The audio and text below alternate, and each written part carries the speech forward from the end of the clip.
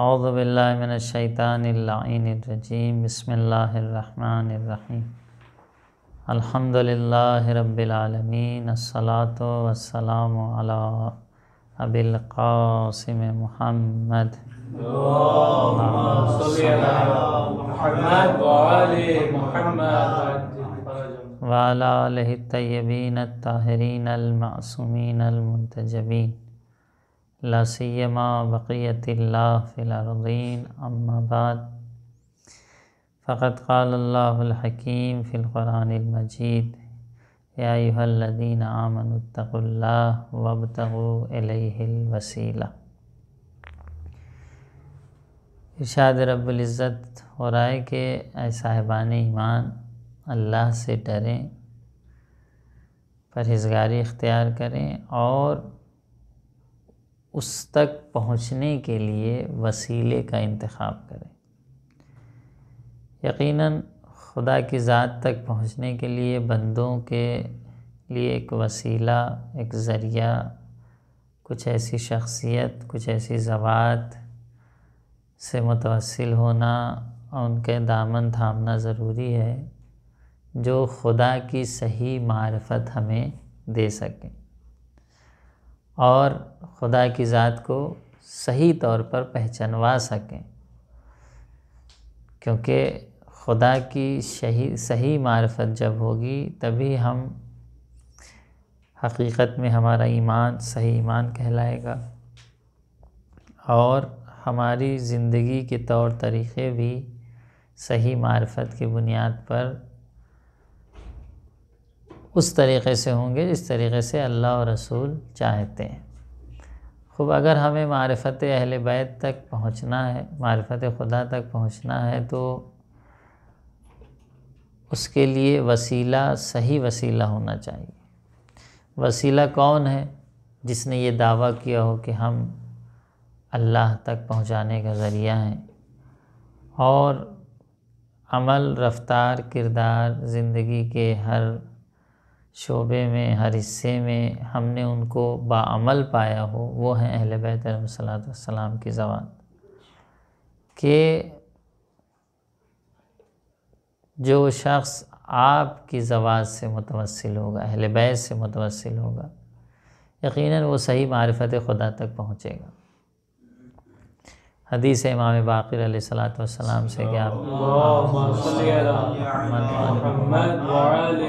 کہ آپ نے فرمایا کہ اِنَّا ذِکْرَنَا مِن ذِکْرِ اللہ، ہمارا ذکر خدا ہے۔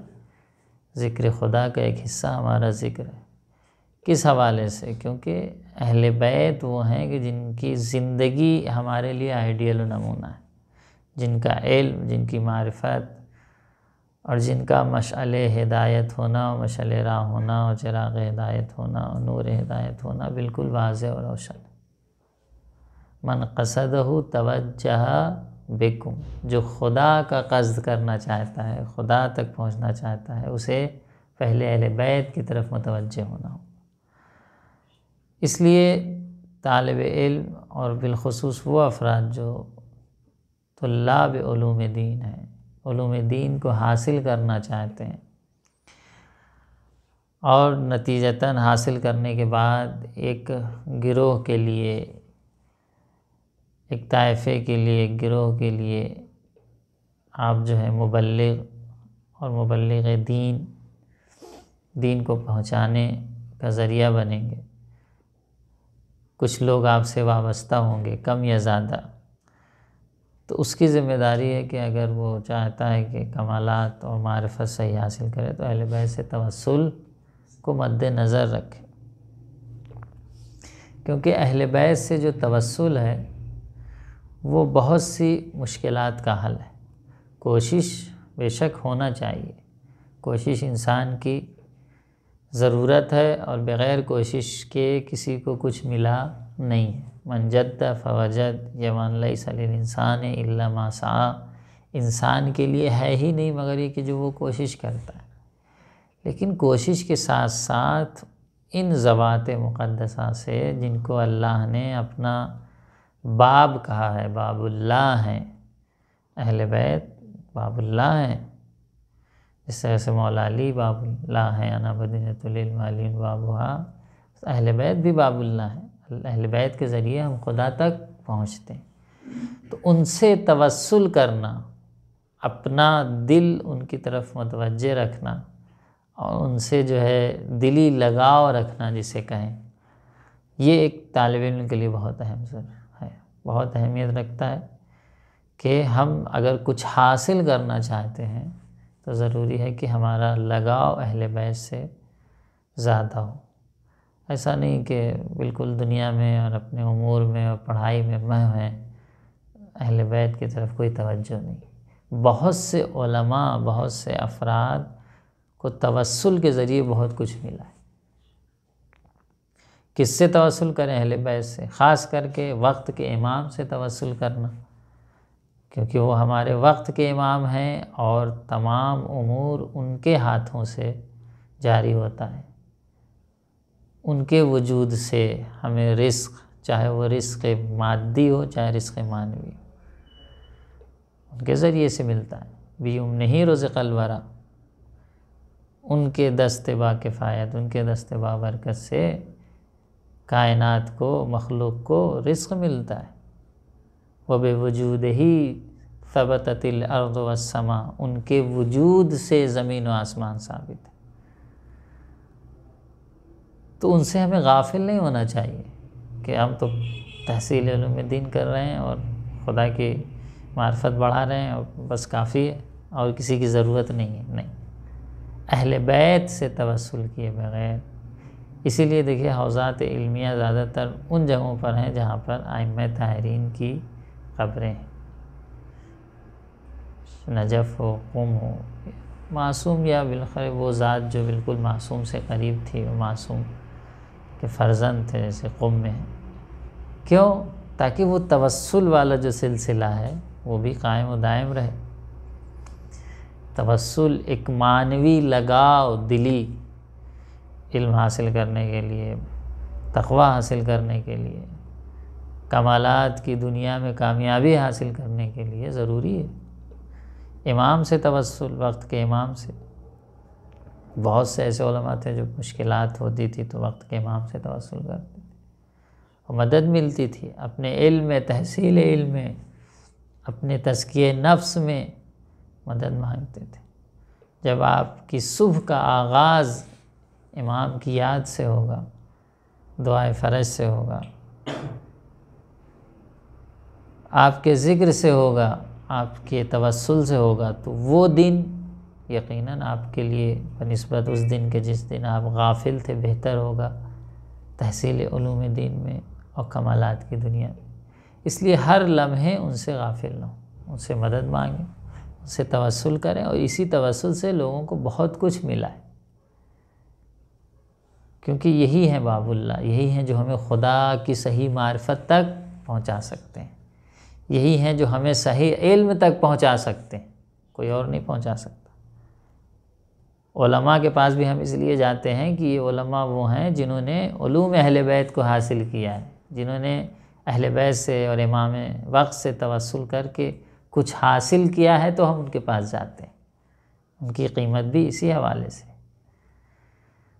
تو جو اصل ہیں انہیں ہمیں بھولنا نہیں چاہیے، اور مدد کرتے ہیں، ایسی بات نہیں کہ مدد نہیں، بہت سے ایسے واقعات تاریخ میں موجود ہیں کہ تب ان لوگوں کی مدد کرتے ہیں جو پہلے کبھی شیعہ نہ رہے۔ جوان کا واقعہ مشہور ہے کہ جو دوسرے مذہب سے آیا تھا، اس کی ماں نے کہا تھا کہ اس کی ماں شیعہ تھی، ماں نے اپنے بیٹے کو نصیحت کیا تھا کہ بیٹا دیکھو میرا یہ ایمان ہے، یہ عقیدہ ہے، اور اس پہ قائم رہنا، اور ہمارے ایک امام ہیں، جب بھی کوئی مشکل یا مصیبت یا پریشانی ہوتی ہے تو یہ ہماری مدد بھی کرتے ہیں، اگر کوئی مشکل یا مصیبت ہو تو ان سے مدد بھی مانگ سکتے ہیں۔ تو یہی ہوا کہ اتفاق سے وہ سفر پہ جا رہا تھا، اور وہ سفر طولانی تھا کاروان کے ساتھ، اور کاروان سے کہیں کاروان رکا اور وہ بچھڑ گیا۔ جب بچھڑ گیا کسی حاجت کے لیے، کسی ضرورت کے لیے گیا تھا، آیا دیکھا کاروان نہیں ہے، اور ریت ہے، صحرا ہے، دھوپ ہے، گرمی ہے، پریشان ہو گیا کہ اب کیا کریں گے، راستہ بھی گم کر دیا، راستہ بھی کھو گیا، کدھر سے جائیں، کس طرف سے جائیں، اسے بھی نہیں احساس ہوا، کیونکہ ریگستان میں تھوڑی دیر میں ہوا چلتی ہے اور جو قدم کے نشان ہوتے ہیں وہ سب ختم ہو جاتے ہیں، ریتیں ادھر سے ادھر آ جاتی ہیں۔ صحرا میں پریشان، یاد آیا ماں کی وصیت کہ ماں نے کہا تھا بیٹا دیکھو ہمارے امام ہیں اور زندہ ہیں، اور جب بھی مشکل ہو تو ان سے آپ مدد مانگ سکتے ہیں، وہ ہماری مدد کو آتے ہیں۔ اور یہی ہوا کہ جب یہ بہت زیادہ مبتلا و پریشان ہوا، گرفتار ہوا، دیکھا کہ اب تو میری جان بھی خطرے میں ہے اور میں شاید اب بچ نہ سکوں، جان خطرے میں پڑ گئی ہے، تو اس نے پھر امام سے توسل کرنا شروع کیا۔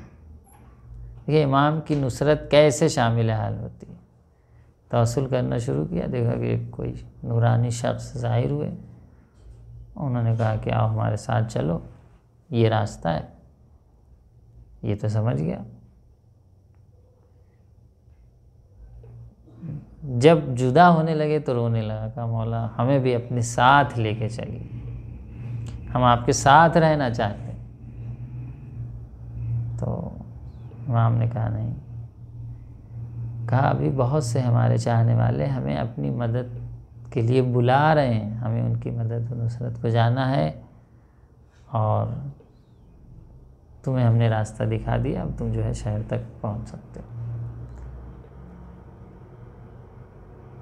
اور یہ جاتے جاتے تاکید کی کہ اپنے ماں کے دین پر قائم رہو،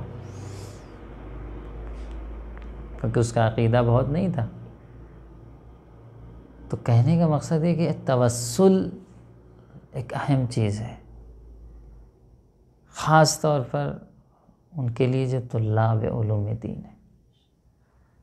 بغیر توسل، بغیر ان سے مانگے، بغیر ان کے بارگاہ میں گریہ زاری کیے ہم سوچیں کہ کسی مقام تک پہنچ جائیں گے، یہ ممکن نہیں۔ جو بھی کسی مقام تک پہنچا ہے، معنوی مقامات کی بات ہو رہی ہے، دنیاوی مقامات کی نہیں۔ خیر دنیاوی مقامات بھی کم و بیش مؤثر ہیں، کہ وہ بھی اللہ ہی کے ذریعے انسان کو ملتے ہیں۔ وَتُعِزُّ مَن تَشَاءُ وَتُذِلُّ مَن تَشَاءُ، وہ ہے جس کو عزت دیتا ہے اور جس کو ذلت دیتا ہے۔ لیکن اہم معنوی مقامات ہیں،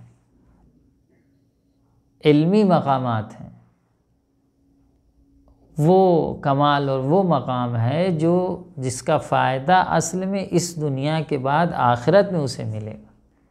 ان مقامات تک پہنچنے کے لیے بغیر توسل اہل بیت سے توسل کیے بغیر بہت مشکل ہے۔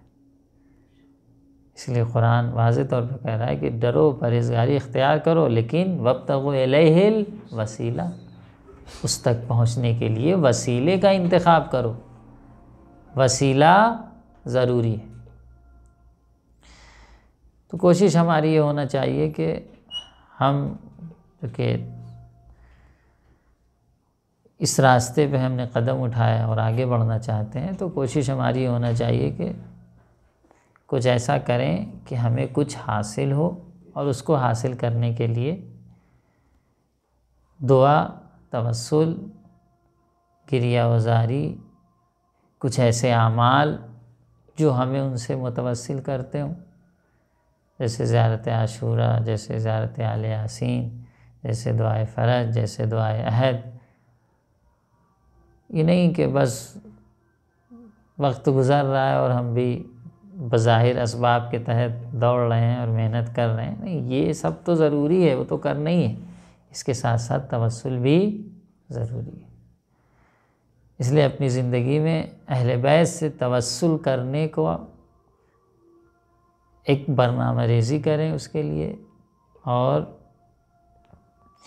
اپنے اوقات میں ایک حصہ 24 گھنٹے میں اس حوالے سے قرار دیں کہ ہمیں اہل بیت سے توسل کرنا ہے، شاید حرم جانے کے ذریعے، وہ بھی مشکل نہیں، کسی ذریعے سے حرم جا کے وہاں دعا و توسل کریں، اپنے روم میں، اپنے حجرے میں، اپنے گھر میں دعا و توسل کریں۔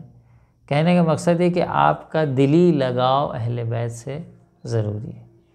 یہ دلی لگاؤ خود ایک نورانیت انسان کے اندر ایجاد کرتا ہے، جس کے بیس پر انسان بہت کچھ ترقی کر سکتا ہے علمی، اخلاقی و کمالات کی دنیا میں۔ اور واضح ہے کہ جب ہم بامعرفت ہوں گے، ہم باکمال ہوں گے، اور ہمارے اندر وہ صلاحیت ہوگی کہ جو اللہ اور رسول ہم سے چاہتے ہیں، تو ہماری قوم ہمارے پیچھے پیچھے چل رہی ہے۔ یقیناً اسی اعتبار سے ایک بہترین قوم کو بھی ہم تربیت کر سکتے ہیں، کیونکہ ہم میں سے ہر ایک آئندہ ایک مربی بننے والا ہے۔ تو جیسا مربی ہوگا ویسے ہی وہ افراد تربیت پائیں گے جسے وہ مربی تربیت دے رہا ہے۔ تو ہم جتنے بہتر ہوں گے، جتنا ہمارا فضل، ہمارا کمال، ہمارا اخلاق، ہمارا کردار، ہماری زندگی اہل بیت کی مرضی کے مطابق، خدا و رسول کی مرضی کے مطابق ہوگی، اتنا ہی زیادہ ہماری قوم بھی بامعیار ہوگی۔